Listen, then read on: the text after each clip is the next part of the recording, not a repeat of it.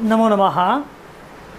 प्यारे विद्यार्थियों, आज की इस कक्षा में 8वीं कक्षा के सभी बच्चों का मैं स्वागत करता हूं। संस्कृत विषय की इस कक्षा में आज हम पाठ संख्या 4, जिसका शीर्षक है श्मस्व महर्षि,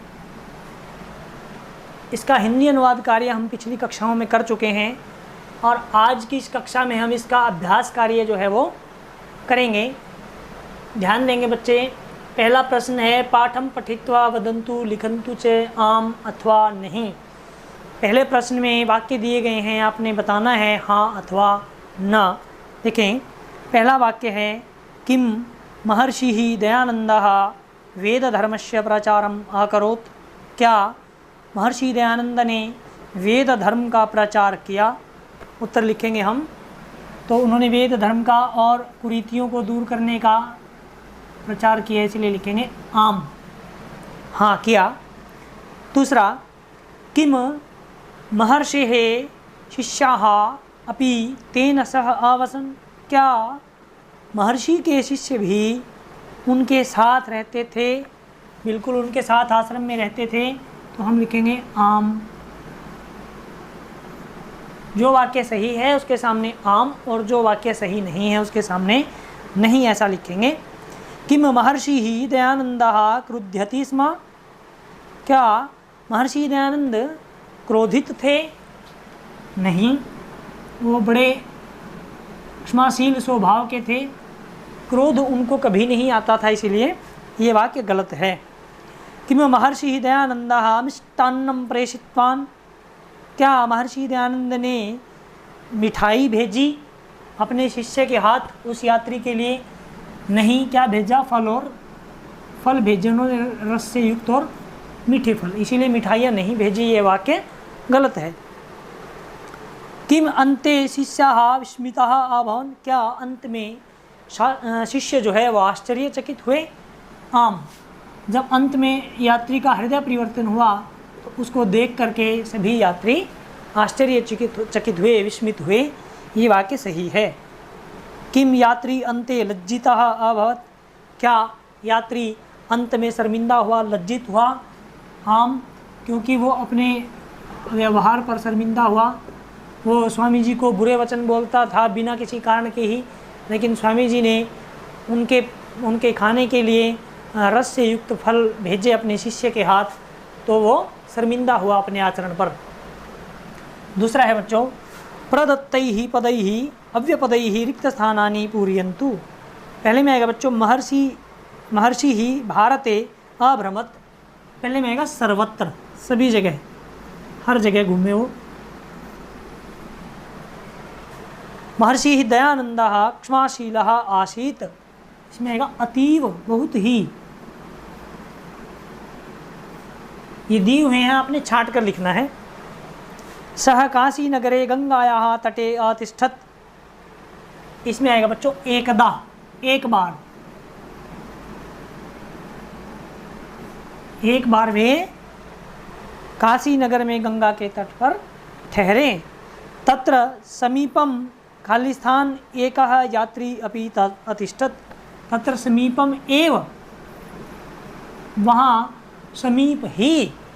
एव जो है निश्चयवाचक व्यपद है, तो यहाँ एव आएगा। एकदा एकः जनः प्रचुराणि फलानि। इसमें आएगा तत्र आनयत। तत्र का अर्थ है वहाँ, वहाँ लाया। तो अव्यपदों से आपने रिक्त स्थान पूरा करना है दूसरे प्रश्न में। तीसरे प्रश्न में है बच्चों, मंजूषा में उचित विपरीत पद चुन करके आपने लिखने हैं। विपरीत पद जिनका उल्टा अर्थ निकलता हो, जैसे सत्यम, सत्यम से बन जाएगा असत्यम। ये दिए हुए हैं, आपने छांट कर लिखना है बस। सहिष्णु, असहिष्णु। सहिष्णु होता है जो धैर्यशाली हो, सहनशील हो। असहिष्णु होता है धैर्यहीन। और बच्चों समीपम का बनेगा दूरम। ये हम पाठ को पढ़ते हुए भी इनके ऊपर चर्चा कर चुके हैं। और कटु वचनानि का बनेगा मधुर वचनानि या सुवचनानि।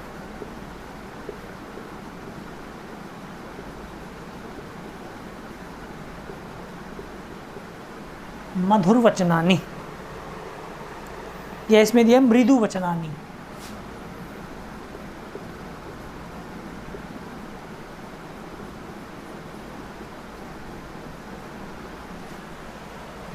और गत्वा का अर्थ है बच्चों जाकर, इसका विलोम बन जाएगा आगत्य, आकर। ये आया है जब शिष्य वापस आकर के सारा वृतांत महर्षि दयानंद जी को सुनाता है, तब यहाँ इस पद का प्रयोग है। अब एक पद में उत्तर देना है आपने।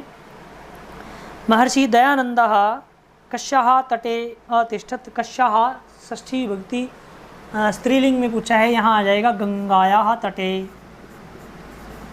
कस्याः गंगायाः, गंगा के तट पर। तो षष्ठी विभक्ति स्त्रीलिंग में प्रश्न पूछा है, हम स्त्रीलिंग षष्ठी में ही उत्तर देंगे। अन्यस्मिन् कुटीरे कः वसति स्म। दूसरी कुटिया में कौन रहता था? एकः यात्री,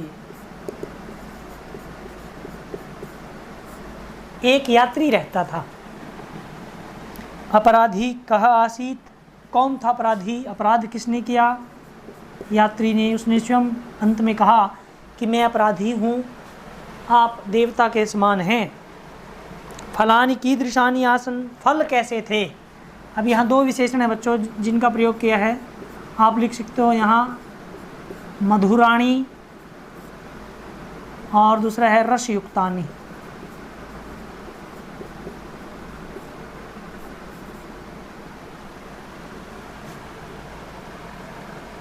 दयानंदः फलानि कस्मिन् बध्नाति। किसमें बांध करके उसने भेजे शिष्य के हाथ? इसमें आया वस्त्रे बद्ध्वा, वस्त्र में बांध कर। शिष्यः तत्र गत्वा कथ्यत। अत्र अव्ययपदम किम। तो यहाँ अकथ्यत जो है वो क्रियापद है, गम गत्वा जो है गम धातु त्वा प्रत्यय है, तो क्रिया है वो भी क्रिया है, पूर्वकालिक क्रिया है, तो नित्य परिवर्तनशील है। और शिष्य है वो करता है, तो अव्ययपद बचा यहाँ तत्र। अव्ययपद आएगा बच्चों यहाँ तत्र, वहाँ।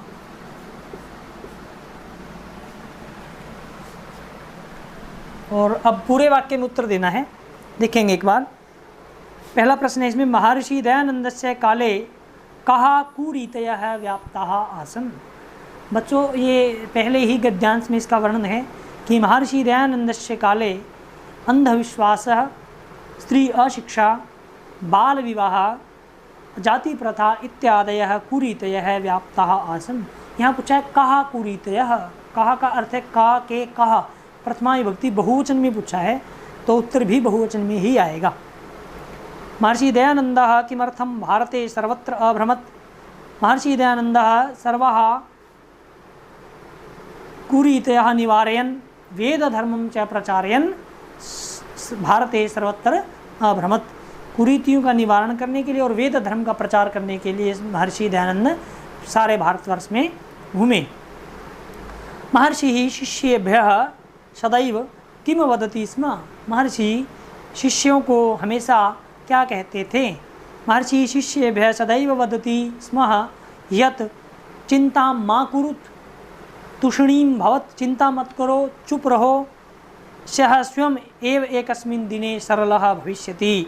वह स्वयं ही एक दिन सरल हो जाएगा। उस यात्री के विषय में उन्होंने कहा कि चिंता मत करो और चुप रहो, क्रोध करने की आवश्यकता नहीं है, यह निश्चित रूप से एक दिन अपने आप ही सरल स्वभाव इसका हो जाएगा। जितेन्द्रियः महर्षि ही किम करोति स्म। क्या किया उन्होंने?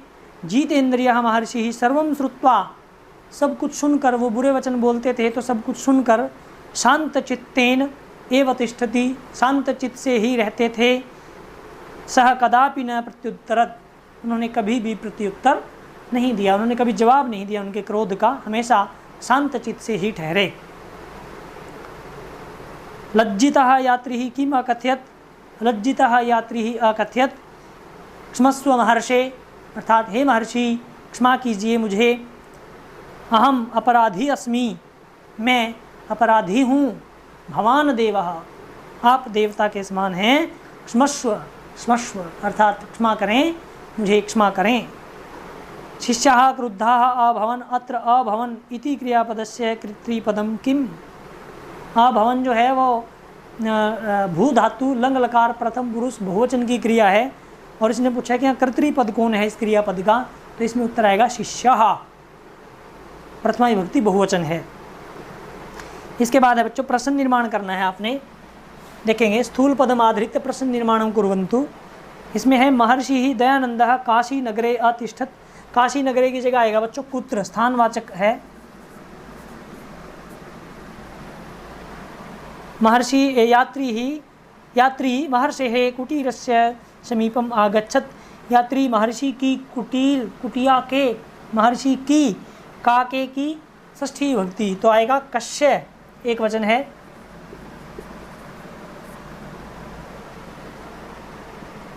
दुर्वचनानि श्रुत्वा, दुर्वचनों को सुनकर, तो दुर्वचनानि कानि, नपुंसक लिंग द्वितीय विभक्ति बहुवचन है। महर्षि दयानंदः, ये पुल्लिंग प्रथमा एक वचन है। कह और महर्षि ही भारते अभ्रमत्, भारते फिर स्थानवाचक है, आएगा कुत्र, कहाँ। और शिष्याः विस्मिताः अभवन्, शिष्याः प्रथमा विभक्ति बहुवचन है। कह कहु के, पुल्लिंग किम का प्रथमा विभक्ति बहुवचन आ जाएगा के। ये आपका प्रश्न निर्माण हो जाएगा। और प्रश्न संख्या 7 है बच्चों, इसने वाक्य दिए हैं, इनको कथा क्रम के अनुसार लिखना है, अर्थात जो पाठ के अनुसार जो घटना पहले घटी वो पहले और जो सबसे अंत में घटी उसको क्रम से सबसे अंत में लिखना है। देखेंगे इसमें सबसे पहले आएगा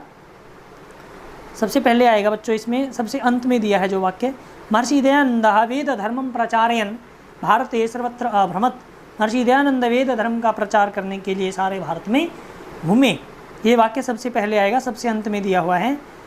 और तीसरे स्थान पर दिया हुआ वाक्य है एकदा सह गंगायाः तटे स्वशिष्यैः सह अतिष्ठत्। एक बार वे गंगा के तट पर अपने शिष्यों के साथ ठहरे। ये तीसरे स्थान पर दिया है, ये दूसरे स्थान पर आएगा। इसका सही क्रम जो है वो संख्या 2 है। और तीसरे पर आएगा बच्चों तत्र समीपम एव एकः यात्री अपि अतिष्ठत्। ये सबसे पहले स्थान पर दिया है, ये तीसरे स्थान पर आएगा। सह महर्षिं दुर्वचनानि वदति स्म। वहाँ समीप ही एक यात्री भी ठहरा, वह महर्षि को बुरे वचन कहता था। ये आएगा तीसरे स्थान पर। चौथे पर आएगा बच्चों चौथे स्थान पर ही, जो चौथे पर दिया है वो चौथे पर ही आएगा। महर्षि दयानंदः तस्मै यात्रिणे फलानि प्रेषितवान्। महर्षि दयानंद ने उस यात्री के लिए फल भेजे। और सबसे अंत में आएगा जो दूसरे स्थान पर दिया है, अन्ते यात्री लज्जितः भूत्वा महर्षिं क्षमाम आयाचत। अंत में यात्री ने लज्जित होकर महर्षि से क्षमा याचना की। ये सबसे अंत में आएगा। तो ये कथा क्रम के अनुसार आपने इनको ठीक क्रम से लगाना है। ये अभ्यास कार्य आपका पाठ संख्या 4 का पूरा हुआ। धन्यवाद।